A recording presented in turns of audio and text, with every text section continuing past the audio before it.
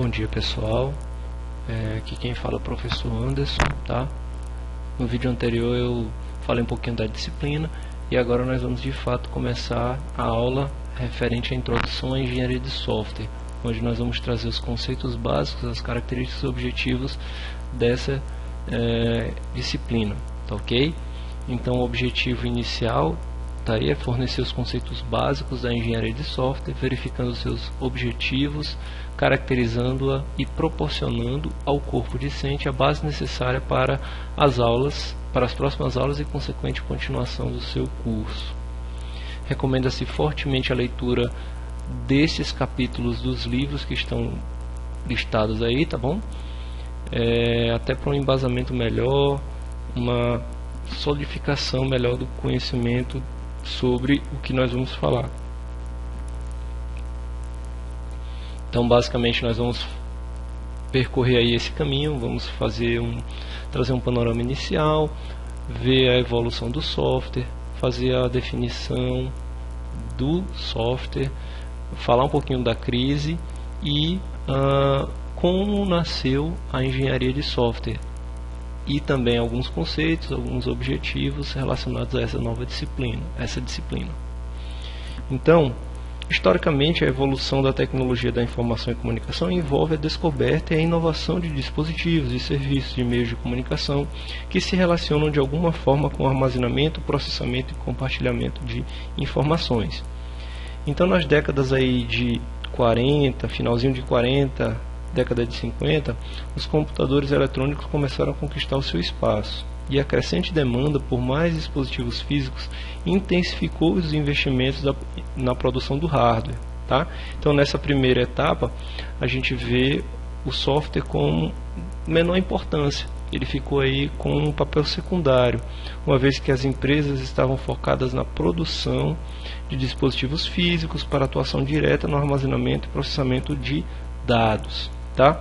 Mas com o passar do tempo houve uma inversão de valores, o software ganhou espaço e atualmente a sua produção tem sido cada vez mais o foco de empreendimentos, alavancando o mercado, movimentando cifras inimagináveis, tá? Controlando sistemas pessoais, empresariais, científicos e das mais diversas áreas da esfera da sociedade, influenciando diretamente essa sociedade através da forma de se relacionar, de se divertir, de conviver. Então o software passa a ser, ano após ano, o foco principal de um sistema computacional. E a partir de meados de 60, a gente tem uma crescente demanda por software. Então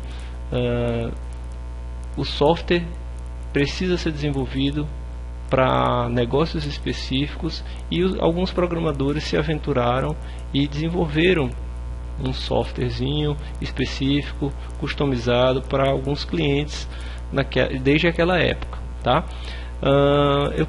Aqui um linkzinho, uma sugestão para que vocês visitem um museu virtual aí da Universidade Estadual de Maringá, que pode trazer aí mais relatos, fotos e fatos dessa evolução da tecnologia, tá ok? Bem interessante. Vamos agora falar um pouquinho da fabricação do hardware, né? Já que ele foi o foco principal do desenvolvimento, dos esforços da maioria dos investimentos no início das décadas aí de 40, entre o final da década de 40 e década de 50. Então, gente, em relação à fabricação do hardware, tá? A gente sabe que o hardware ele segue uma tendência da indústria clássica, tá? Onde a gente tem uma linha de montagem, fases bem definidas, escopos bem definidos, e caso haja problemas ou falhas em componentes, essas peças, esses componentes, eles podem ser facilmente substituídos, eliminando de vez a falha referente àquele componente. Tá? E aí a gente tem uma solução de um determinado problema. Então esse gráfico ele é muito famoso, ele traça justamente a taxa de falhas em relação ao tempo. Tá? Se acontecer de um hardware ser entregue com determinadas falhas, basta que os componentes padronizados sejam trocados por componentes novos e essa taxa de falhas vai diminuir até se estabilizar com o passar do tempo, né? Então, no sentido clássico, no sentido da indústria clássica, a simples substituição de componentes faz com que essa taxa de falhas diminua com o tempo e que com o passar do tempo essa máquina física ela vai se desgastar, porque temos componentes físicos, então a gente vai ter um desgaste decorrente de poeira, de temperatura, de vibrações. Então a gente vai ter aí um certo desgaste que vai culminar no final da vida útil daquele equipamento. Então esse gráfico aí ilustra um pouquinho da fabricação do hardware e do seu trabalho em relação ao... Então esse gráfico ele mostra um pouquinho da taxa de falhas em relação ao tempo, e ele é conhecido como curva da banheira, né? E ele está aí para que a gente faça uma comparação com outro gráfico, que seria um gráfico que traça mais ou menos aí uma curva traçando justamente a mesma relação da taxa de falhas com o tempo, né? Só que é um gráfico diferente porque o software ele é desenvolvido, ele não é desenvolvido no sentido clássico, da indústria clássica, como são os componentes de hardware, mas ele passa também por um processo de engenharia. Então aqui nós vemos o que? Que se o software ele não é fabricado no sentido clássico, ele não se desgasta, tá? Ele apenas se deteriora com o passar do tempo, e com sucessivas mudanças, manutenções, o software ele poderia se manter com uma taxa de falhas fixa pequena, próxima de zero com o decorrer do tempo. Mas isso daqui é apenas uma curva idealizada, porque na realidade, quando se faz uma alteração, uma mudança em uma linha, um código, ou algum pedaço lá do seu programa, essa mudança ela acarreta em vários novos erros. Então a cada mudança, a cada alteração de um pedaço de código, de uma funcionalidade específica, essa mudança vai acarretar em falhas, e essas falhas têm que ser novamente corrigidas, né, pela equipe de desenvolvimento. Então no final das contas a curva real ela não é exatamente aquela ideal, mas ela está um pouquinho parecida, apesar de ter uma inclinação aqui com o passar do tempo, uma inclinação maior para o índice de falhas, ok? Então cada vez que ocorre uma mudança, esse índice de falhas aí cresce, e é tarefa do pessoal da equipe de desenvolvimento corrigir esses bugs, ok? Então o software, pontos a ser ressaltados, né? O software é desenvolvido e não é produzido no sentido clássico.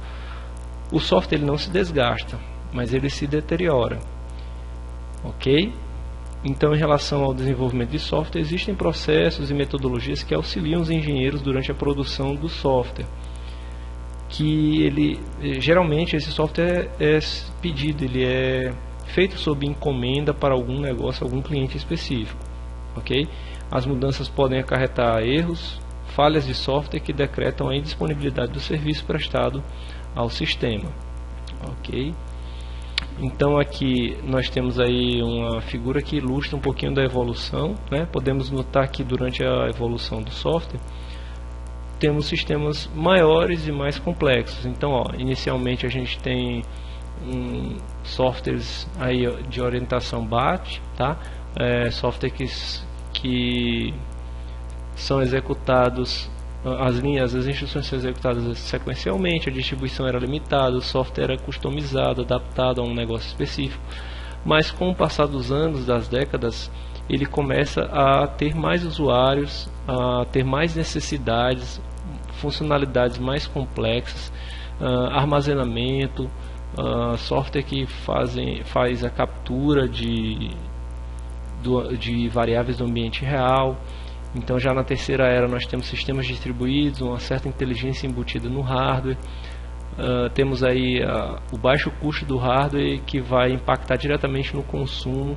Então a gente nota que o software, com o passar do tempo, ele está se tornando maior, mais complexo, com funcionalidades cada vez mais específicas, abrangendo mais usuários e consequentemente exigindo mais preparo da equipe de desenvolvimento, ok? Até para que tenhamos produtos de qualidade funcionando, rodando aí nas máquinas, ok? Então o software ele ganha espaço, tá? Ele vai servir para controlar e abstrair o hardware para o usuário. Ele vai fazer uma interface aí entre o que pode ser usado pelo usuário, os recursos de máquina disponíveis, de armazenamento, de processamento e diversos outros recursos. Software para gerenciar os recursos a serem compartilhados, software para manipular, para armazenar os dados e gerar informação. Com essa informação, o ser humano tem a capacidade de adquirir conhecimento e fazer a tomada de decisão correta para os seus negócios. Então nós vemos aí um cenário em que o software é cada vez mais solicitado, né? Ele serve para muitas coisas e a demanda por esse software cresce. Só que falta ainda conhecimento do domínio da aplicação. Programadores ainda são solitários, isso a gente está vendo aí na década de 60, tá? Falta técnica, falta metodologia, falta processo que auxiliem os profissionais. Então os produtos daquela época eles eram entregues com qualidade abaixo da expectativa. A insatisfação do usuário era frequente. Geralmente havia pouco entendimento das necessidades reais do cliente. Havia problemas de comunicação entre o cliente e os programadores. Medidas, critérios de qualidade são de fato problemas para o desenvolvimento. Então existem aí diversos fatores: falta de eficiência, complexidade, falta de qualidade, problemas de manutenção. Então diversos problemas surgiram na evolução aí do software nessa época, na década de 60, e culminou no termo que a gente conhece como crise do software, ok? Então essa crise foi ocasionada aí por diversos fatores. Então o que é a crise do software? É um termo, tá, cunhado para descrever as dificuldades enfrentadas no desenvolvimento do software no fim da década de 60. O termo expressava as dificuldades do desenvolvimento frente ao rápido crescimento da demanda por software, ok? Como foi que ele se manifestou? Através do aumento da complexidade dos problemas, a ausência de técnicas bem estabelecidas, a falta de qualidade das aplicações que eram formalmente entregues aos clientes, a falta de eficiência em termos de custo e prazo, a dificuldade da manutenção, certo? Então aí nós temos vários fatores que ocasionaram a chamada crise do software, ok? Então vale a pena ressaltar aqui que a falta de qualidade, né, era um quesito bastante importante, né, nos produtos entregues. A falta da eficiência em termos de custo e prazo, custos ultrapassaram o planejado, prazos estourados, dificuldades na manutenção do software, uma vez que todo software necessita de mudança. Então essas mudanças, essas adaptações a novas legislações, às novas necessidades do cliente eram difíceis de ser implementadas. Então existia essa dificuldade. Então tudo isso acarretou no que nós conhecemos como crise do software. Então nós temos aí um cenário de caos nesse momento, né? Caos no desenvolvimento de software. E a partir desse caos foi criada uma conferência da OTAN na Alemanha, tá?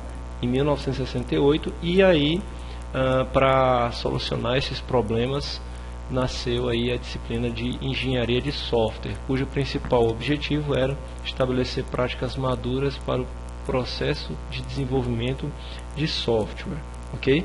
Então, o principal objetivo aí era estabelecer as práticas mais maduras para o processo de desenvolvimento. Por essa razão, o encontro é considerado hoje como o nascimento da disciplina de engenharia de software, ok? Outro conceito que nós temos aí é o software legado, tá? O que é o software legado? Nada mais é do que um software antigo que foi desenvolvido há muito tempo, com a tecnologia ultrapassada, geralmente de baixa qualidade e que por algum motivo ainda está ativo naquela empresa. Imagine um sisteminha de controle de estoque que foi feito, por exemplo, em uma linguagem COBOL. Esse sistema, se ele estiver rodando ainda lá na empresa, ele pode ser considerado um sistema legado, tá? Um sistema antigo, porque você tem dificuldades de manutenção, é difícil você encontrar profissionais que trabalham com essa linguagem, com essa tecnologia aí, e adicionar novas funcionalidades, novas mudanças ao software é difícil, tá? Raramente esse software que foi desenvolvido há uma época bem passada, aí, uma época então raramente possui casos de testes, tá? Então algumas métricas de qualidade se baseiam nos casos de teste, tá? E nessa época ainda os testes não eram implementados, ou se eram, dificilmente eles possuem esses casos, esse software legado. Ele era desenvolvido por poucos programadores, né? E esses programadores muitas vezes nem sequer nem sequer produziam uma documentação, artefatos para explicar o que significavam aquelas funcionalidades, do que se tratava aquele código, aquela variável. Então isso traz uma certa dificuldade para um novo programador se adaptar ao que outros fizeram, né? E isso daí vai trazer dificuldade também na manutenção, ok? Então a definição do software, segundo Pressman, é um conjunto de instruções que, quando executadas, produzem a função e o desempenho desejados, ou são estruturas de dados que permitem que as informações relativas ao problema a resolver sejam manipuladas adequadamente. Também ele coloca que há a documentação necessária para um melhor entendimento da sua operação e uso. Então, nós podemos ver aí que o software é mais do que um programa funcionando em uma máquina, né? Ele não é só o código-fonte e o executável. Ele envolve artefatos, né, documentos, representações, especificações, projetos que são criados ao longo do seu desenvolvimento. Então tudo isso daí pode ser considerado também software, ok? Algumas características do software. O software ele é desenvolvido e não produzido no sentido clássico, tá? O custo do software são nos processos de engenharia e não na reprodução, como é a questão da indústria clássica, nas linhas de montagem e reprodução de componentes padronizados, tá? O software não se desgasta, mas ele se deteriora. Então, quando acontece isso,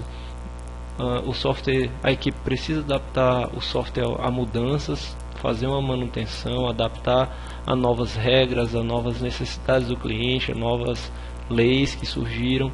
Então, para evitar que ele se deteriore, é necessário que haja constante investimento aí em manutenção, adaptação de novas tecnologias para manter o software sempre atual e funcional. O software precisa se adaptar às novas tecnologias, ok? E aí a gente lembra da crise do software, para ele não se tornar um software legado, para não trazer aqueles velhos problemas que foram levantados durante a crise. Tipos de software. Bom, dependendo do autor que você for utilizar, você vai ver classificações diferentes, tá? O Pressman, ele divide o software em básico, que é uma coleção de programas escritos para dar apoio a outros programas, de tempo real, que fazem monitoramento, análise e controle de eventos no mundo real. Os comerciais, né, sistemas de operações comerciais, tomada de decisões administrativas. Software científico e de engenharia, caracterizado por algoritmos de processamentos numéricos, o software embarcado ou embutido, usado para controlar produtos e sistemas para os mercados industriais e de consumo, o de computador pessoal, aqueles software de prateleira, né, que envolvem processadores, planilhas, jogos, etc. E os de inteligência artificial, que fazem uso de algoritmos não numéricos para resolver problemas que não sejam favoráveis à computação atual. Ok? Então nós temos essa classificação segundo o Roger Preston. E a engenharia de software? Agora a gente sabe como foi que ela surgiu, né? Mas o que é a engenharia de software? É uma disciplina, tá? Onde a gente pode fazer o estabelecimento e o uso de princípios de engenharia de forma a obter economicamente software confiável e que funcione eficientemente em máquinas reais. Ou então, outra definição, o ramo da engenharia cujo foco é o desenvolvimento de software de alta qualidade e dentro dos custos adequados. Então, quando a gente começa a trabalhar com engenharia de software, a gente vai começar a falar de planejamento, de prazos, de custo, tá? E de várias outras questões que estão ligados ao produto que é entregue a um cliente. Esse produto que nós estamos falando é o software, ok? Então a gente vai sempre focar em qualidade e outras variáveis a mais. Quais são os objetivos da engenharia? Orientar a equipe de desenvolvimento de software, tá? A fim de se concluir os projetos de software. Então nós vamos ter aí um projeto de software que envolve processos e produtos e a gente necessita terminar esse projeto com sucesso, seguindo um planejamento determinado, a fim de se obter qualidade no produto desenvolvido, obedecendo prazos, custos e os níveis de qualidade desejados pelo cliente. Afinal de contas, o cliente está pagando por aquele serviço, ok? Então, são necessários o entendimento do problema antes da elaboração da solução, projetar, tá? É necessário desenvolver um projeto baseado em um planejamento e esse projeto é fundamental para a aplicação da engenharia, para a construção do produto em si. Qualidade e facilidade da manutenção vão ser características positivas e consequentes de um projeto bem feito. Então a gente vai obter a qualidade necessária, o nível de qualidade exigido e também a possibilidade de adaptação, de manutenção, de mudança resultante de um projeto bem feito, ok? Características: a gente vai ter o foco em custos, prazos e qualidade, basicamente, quando a gente trabalha com engenharia de software. A nossa equipe vai envolver pessoas específicas, programadores, analistas, administradores de bancos de dados, administradores de redes, equipe que vai fazer o levantamento das necessidades, dos requisitos. Vamos ter aí uma certa organização na empresa, uma administração da equipe, foco em metas, relacionamento com o cliente, etc. Então, precisamos aí trabalhar com uma equipe grande, tá? Que vai focar em metas, focar em trabalhos específicos para atingir o sucesso. Nós temos atualmente aí a engenharia atuando no setor de software para transporte, para genética, para medicina, para fins militares, para dispositivos móveis, computação pessoal, comunicação, telecomunicação. Então a engenharia aí atua fortemente em vários projetos desenvolvidos atualmente. Para a prática, para trazer a prática da engenharia em uma equipe de desenvolvimento, nós temos aí fases aí que são consideradas as genéricas, segundo a literatura. E dentre essas fases genéricas, nós temos a comunicação com o cliente inicial, depois a fase de planejamento, onde nós vamos traçar aí os custos, os prazos, o foco da qualidade, de acordo com a conversa que a gente teve com o cliente na fase inicial. Depois disso, traçar a modelagem do sistema e passar esse modelo baseado em uma especificação, em uma linguagem de modelagem para o pessoal da codificação, os programadores e os testers, tá? O pessoal que vai implementar, construir código-fonte, colocar lógica, escrever o programa, implementar as regras de negócio, vai precisar desses documentos, desses artefatos aqui construídos na fase de modelagem. E posterior a isso nós temos a entrega. Esperamos que tenhamos qualidade, que o cliente aceite conforme foi conversado no início, tá? Essas fases aí são genéricas porque dependendo do negócio que se trabalha, a empresa adapta essas fases em fases específicas, dependendo do seu negócio. Então ela serve mais como parâmetro para determinadas atividades aí da equipe de desenvolvimento. Segundo Pressman ainda, a engenharia ela pode ser vista dividida em camadas, onde nós temos a camada básica, que é o foco da qualidade, depois temos o processo, os métodos e as ferramentas. Quem são as ferramentas? Geralmente são softwares, né? É um programinha, um software que proporciona um suporte automático ou semiautomático aos métodos, tá? Quando as ferramentas são integradas, é estabelecido um sistema de suporte ao desenvolvimento de software. Ou seja, essas ferramentas que dão esse apoio no desenvolvimento são chamadas de ferramentas case. Case aí é uma sigla de Computer Aided Software Engineer, ok? Então aí nós temos um exemplo, um portfólio com várias ferramentas, a descrição de cada uma delas você pode acessar e visualizar, tá bom? Qualquer dúvida vocês podem me enviar e-mail e trocar uma ideia comigo, que eu faço uma indicação de outros sites. O método proporciona detalhes de como fazer para construir o software. Então ele fornece detalhes dos instrumentos que nós vamos utilizar, como nós vamos fazer a representação do software durante o seu desenvolvimento, as notações que vão ser utilizadas, qual a linguagem, a tecnologia que nós vamos utilizar, quais são os critérios de qualidade, como avaliar o desenvolvimento, métricas. Então a gente tem aí diversas atividades e detalhes de como fazer para construir o software. Aí nós temos os métodos, ok? Os processos de software é um conjunto de atividades, ações e tarefas que são realizadas durante a criação do produto, tá ok? Então geralmente a gente associa o processo a uma metodologia de desenvolvimento de software. Nós vamos trabalhar especificamente isso na próxima aula. Ver quais são as metodologias existentes, quais são as fases, as etapas, os modelos para o desenvolvimento ocorrer adaptado a uma realidade, ok?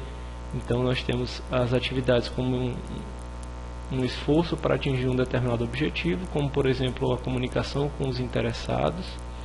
As ações que podem girar em torno de tarefas que resultam no artefato de software, como por exemplo um modelo de projeto de arquitetura. E tarefas, né? Tarefas seriam objetivos pequenos e bem definidos, como por exemplo realizar um teste, uma codificação de um método, a inserção de uma lógica, ok? E isso daí também faz parte do processo de software. Então quando a gente trabalha com o projeto de software, esse projeto envolve tanto o processo de desenvolvimento como o produto. E o foco do processo é produto, com qualidade, dentro dos custos, dentro dos prazos, dentro de um planejamento que foi feito anteriormente no processo, ok? Então é isso, na próxima aula a gente continua com os processos de software, tá? Quaisquer dúvidas que vocês tenham, podem mandar e-mails, contatos que eu possa esclarecer e tá aí interagindo com vocês, tá bom galera? Um abraço, aqui é a bibliografia com os livros que eu utilizei e até a próxima, valeu!